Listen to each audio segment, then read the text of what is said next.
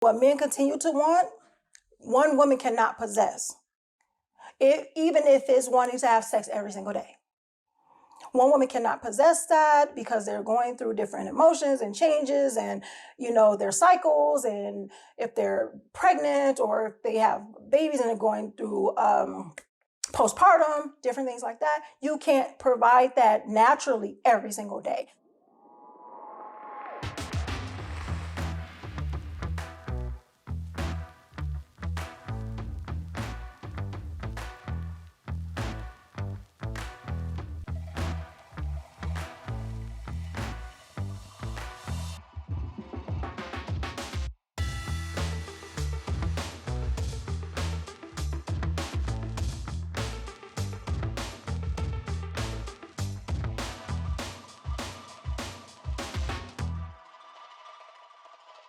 Assalamu alaikum, peace. It's your Coach Nyla, one of the co-founders of Outstanding Personal Relationships, as well as co-author of the book, Let's Talk Polygyny Uncensored. Okay, so in this video, we're going to talk about polygyny, the pain of sharing. Yeah, it's so crazy. I was thinking about this the other day, and I know that there are people that are this is going to be maybe a triggering topic for some people, because the way I'm going to go about it may not be of a popular opinion to everyone, which is fine. It is okay. My thing is to shed light on the subject and get people to use their brains and think a little bit, because sometimes I have to do that too. I have to look at things from a different angle, a different perspective, all that other good stuff. So the pain of sharing. When I thought about it, because people would say that people just don't want to share. People don't want to share, or I don't want to share. I can't see myself sharing.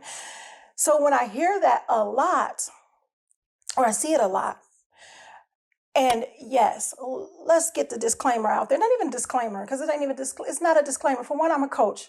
I'm a woman, all of that stuff. I've been married before in monogamy, and I've been divorced, and I'm in polygyny. Now I'm in polygyny and everything like that. So there's a lot of different things and a lot of different facets of my life that I've learned from and that I'm continuing to learn from. So when people usually see me and they hear what I say, there's a little bias that goes there. That bias usually comes from saying, well, Coach Nyla, you're an incoming wife. You're a second wife. You don't understand what first wives go through because you just don't understand. However, there are a number of things in my life that I went through that even if I didn't, I still would be able to speak on a coaching level. But there's things that I went through in my life that makes me understand so much so well. However, I digress. We're not going to talk about that. What I'm going to say, though, is that it is about emotional intelligence, and it's about growing, and it's about thinking objectively about things. Like, seriously, it really, really is. And coming from a self-proclaimed emotional person, a person who is like an extreme empath and all that other good stuff, it's really, really easy for me to understand how emotions can get really crazy. And I can be tongue in cheek sometimes, but I'm really serious about this. I'm having fun with it, but I'm serious. So when I hear about where people say I have a problem with sharing, I get it. I understand that, people may not want to share, but we got to really look deeper into a lot of the different things and why we say what we say, why we feel the way we feel, why we think the way we do. That's kind of my thing. Ever since I was a kid, I was like, why do people think the way they do? Why do they do this? Or why, and I found out that has a lot to do with my personality type, as well as being an intuitive empath is what, they kind of call it. So I always want to know what's behind why people do or think or feel the way they feel. So anywho, I started thinking more about the sharing thing. And then I started thinking about who really has problems with sharing. Like, when you really look at people or life, who really has problem with sharing? And I thought about it. I was like, toddlers. Toddlers have big problems with sharing. And I can say that I used to teach at a daycare, and I used to help and substitute at a at an elementary school. So I can observe, or I remember observing different things and helping toddlers and preschoolers and kindergartners kind of navigate their emotions and navigate through life. And I see a lot of similarities. People don't want to hear, but I see a lot of similarities when it comes to us as women when we don't grow past a certain level. And sometimes we got to understand it's okay if we're looking to grow. It's okay. I've heard this saying, I forgot who said it, but it's like, it's okay to be ignorant at first if it's your goal to be intelligent over time. So if you don't know, you just don't know. That's one thing. If you don't know, you don't know. But when you start to be more aware and self-aware, it is up to you to see what's going on, to see how you can navigate through things in a more emotionally intelligent level, in a more adult level, and not at a toddler stage. So I thought about the sharing thing. And toddlers don't have that mindset yet, because here's the deal. I realized that the reason why toddlers have a problem with sharing is because they have a fear of sharing. And the fear is that they won't get what they gave back. If you have something that's mine, you have it. I don't have it anymore. That's kind of the out of sight, out of mind thing that toddlers kind of deal with. That's why they say that, you know, when you're leaving a toddler, make sure they see you leave, because they'll kind of freak out and have the separation anxiety and different things like that. So when it comes to sharing, they're like, okay, you have it, I don't have it. Now that I don't have possession of it, I may not get it back. It doesn't mean that this is how they totally logically go through their thought process, but that's just what it is. It's natural. So, you know, they'll have to get trained on how to understand that, yeah, you will get it back. You know, all you're doing is this person is using your stuff and they'll get it back. They'll give it back. So when it comes to sharing means that you let someone use something or borrow something or play with something or whatever the case may be, and you get it back exactly how it was. You know, that's how I look at it for the most part, because there's other things, because I'm like, what if someone breaks it and all this other stuff? Yes, all these other things, but that comes with the with the part of sharing. I expect to get it back the way I gave it to you. That's why I shared it. That's why I let you use it, let you borrow it, or whatever the case may be. That's sharing. I heard a phrase, or I heard a comparison about why women in polygyny don't want to share, or some women in polygyny, or many women or whatever, don't want to share because it's like sharing their favorite piece of cake. And don't know one, yeah. My whole country came out of there. So no one wants to share with, you know, share their favorite piece of cake, or share their piece of cake, or whatever the case may be. Understood. But that's not sharing, because that means that you split something with someone, or you gave something to someone. You didn't share it, because sharing it means that you're going to get it back. If you shared a piece of cake, how are you going to get it back? Someone going to throw it up and give it to you? It's just not going to happen. So it's more of a split. It's more of, I gave you something of mine, or something on the lines of that. And plus, we're talking about possessions. This was something that I possessed. When it comes to human beings, we do not possess them. When it comes to our husbands, we do not possess them. So when it comes to sharing, what is the pain that you associate with it? What pain can we associate with sharing our husband? The thing can be that, okay, is it the pain of sharing? Is it the pain of that I won't get it back, or that he's going to leave me, or I won't get him back. He's going to leave me. He's going to like this person more than me, or whatever the case may be. So many things that we can say and that we can put in that context of why we don't want to. But the thing is, when we are seriously, I know, there's so many people I know are not going to want to hear this. When it comes to the point of really being emotionally intelligent, you're going to know what you are capable of. You're going to know what you can give. You're going to know what you can bring to the table, and bring to your marriage, and bring to your husband. And here's the thing. I figured this out. It took me like very close to today years old when I found this out, or when I came to some clarity of that. Men are simple, but they want a lot. And women are complicated, but don't want much. And this is what I mean. What women want, we can get from one person. We can get from one man. Seriously. Yes, the women's like, well, I want this and I want that, whatever. But seriously, if one man can actually possess all of that stuff. What men want and what men continue to want, one woman cannot possess. Even if it's wanting to have sex every single day. One woman cannot possess that because they're going through different emotions and changes and, their cycles. And if they're pregnant or if they have babies and they're going through postpartum, different things like that, you can't provide that naturally every single day. Not only that, we are internal beings. Like those things are internal. So there are things that you can have your pH balance thrown off. You can have, dryness and soreness and everything. I know this is TMI on a certain level, but we have to really be able to understand. I'm saying TMI because sometimes people don't want to hear the raw, uncut stuff when it comes to it. But we are adults and we understand that. But we really have to understand when we say, well, I can be everything for this person, even in that whole sexual sense, we can't be.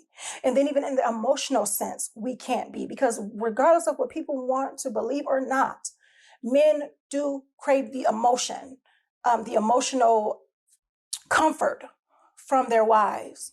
They're going through whatever they're going through, whether it's these internal fights and struggles in their mind, whether it's external stuff outside in the workplace or whatever the case may be.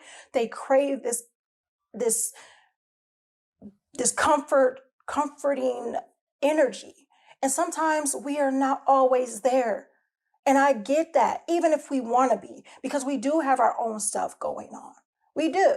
So there are so many other things that men crave, that men will like, and everything like that, that seriously, honestly, one woman cannot do all of it. Just because one woman can't do all of it, though, does not mean you as a wife to your husband is not sufficient for him. What I mean is that there may be times where he may want more, and he may decide that, you know what? I'm cool with not having that. I'm cool with just being happy and content where I am, not practicing polygyny, not looking for, to expand the family beyond what we've already done or whatever the case may be. That's still a choice. Those are choices that he makes. Those are his choices. But if he decides to make the choice of saying, this is what I want, and not that, I'm not happy with my wife right here, that I'm not content with my wife. It's just that I want more. I want more. And she doesn't have to do all of this stuff because it is above her realm. Because when it comes down to it, it's like, I want this, that, and the other. I also want you to take care of the kids. I also want this. Not saying that men just specifically just bust out, this is what they want. This is a list of to-dos I want my wife to have, like that. But to the point where it's like, you know what? Here's, it's extra. It's extra stuff. It's extra stuff that I can grow with. It's extra stuff that I can, do as a man.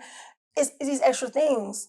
But see, we can get all the stuff. We can get the protection, the security, the one that provides all this other stuff from one person.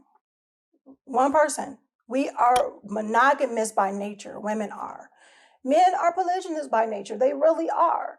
But they can make the choice of not going into that type of life. And that would be just okay with them if that's what they chose to do. So anyway, I digress. I was just saying that because when it comes to us thinking about, okay, well, I don't want to share because it could be this type of fear of that he may think I'm deficient or that he may like somebody more or whatever the case may be. That's some things that we have to fix within ourselves. Because yes, we can easily say, well, I'm not deficient in this and that and the other. However, when it comes down to it, there are things that we are not doing, that we may not be doing, that he may want. And it's okay for him to want those things, just like it's okay for us to want the things that we want. And I know people have the problem and say, well, Coach Nyla, if he can go out and get another wife and do all these other things and, he can go out and do these things and get what he wants because he can go get another wife. What about me and the things that I want? Why can't I get another husband? You can do whatever you want to do. However, it comes with responsibility. That's the one thing that that's one of the things that we know that are so much different from men than women. Yes, if he wants these other things, please believe that him marrying again means that he still have to take responsibility for this other person and whatever else comes from that other person, whether it's more children, whether it's another household, whatever it is, he still have to take responsibility for that. So if you are seriously saying, you know what, I want to take more responsibility, do you really want to just take more responsibility for more men? Or do you want to take more responsibility and just be more for the husband that you already have? I mean, it's a question that we must ask ourselves. I'm not going to get too long in this because this is a topic that can keep going on and on and on. I just wanted us to have this conversation so we kind of think a little bit about what's the pain that we associate with sharing. You know, are we really afraid of the sharing part? Or is it the loss of stuff? And some of the stuff people can say a loss of love, but I really can argue and say it's a loss of control. And the thing is that when we are in a monogamous marriage, we can be really, really emotionally manipulative when we can say, you know, well, I will withhold sex from you for this because we know that's something that he desires, or we'll withhold this type of compassion or whatever. We'll give them the silent treatment. We can do all these different things and be very emotionally manipulative. But if it's someone else in the mix, his other wife or wives in the mix, then we have to step our game up a little bit more. And sometimes people don't want to have to step their game up. You know, they're like, I was really good and comfortable with being able to manipulate him and mold him the way I wanted to, and have him do the things I want him to do for me by just not really a snap of the finger, but, you know, we're not Thanos or anything, but pretty much of saying that, you know, I can bat my eyes this way, or I can wear this certain thing, or I can not wear this thing, or what he likes, or I'll not do the things, or I might not cook for him, or whatever the case may be. But now it's like, okay, well, if I don't cook for him, somebody else, his other wife, not somebody else, so to speak, but still somebody else, his other wife can do it. If I want to keep something away from him, she probably would be willing to do it, you know, whatever. Even though we don't want to think like that, we tend to think that way. It causes us to work a little bit harder. So you got to understand, we have to really be honest. What's the issue really? And when we say we don't want to share, what's the pain behind it? What's the pain that we associate with sharing and with being in polygyny? And let's be honest, it's not polygyny. It's what we associate with it. So if you want to associate something good with it, you're going to get good. If you want to associate something negative, you're going to get negative. And I'm not talking about these predators and everything like that. We know that they're out there. So I know there are going to be people, but Coach Nyla, what about these people? And it's not always good. You guys are not the norm and blah, blah, blah. Okay, fine. We're not talking about that. I get it. I don't feel like I have to say it in every video, but just for the sake of just saying it, we know there are predators out there. We know there's not always a 100% happy-go-lucky marriage. We know that there may be times when you have to get a divorce. Totally understandable. But when we're not at that, let's really be honest with ourselves and say, what is our real issue? It's not the institution of polygyny. It's what's going on with the people who do what they do when it's not proper. Okay? All right, so hope you guys got some good information from this. And I didn't go on too long and rambled and all that other good stuff. So if you made it this far, congratulations in the comments. Let's put sharing is caring. How about that? Put in the comments, sharing is caring.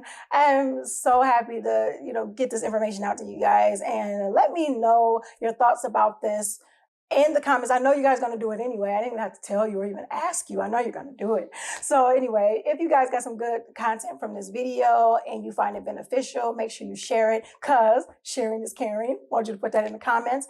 And make sure you are growing intentionally, loving fearlessly, and connecting at a higher level every single day. And if you want more information on how to be great in your marriage and how to be very productive and practice polygyny at a higher level, make sure you visit us at polygynymasterclass.com for more information. And until next time, I'll see you in the next video, inshallah. God willing. Assalamu alaikum. Peace.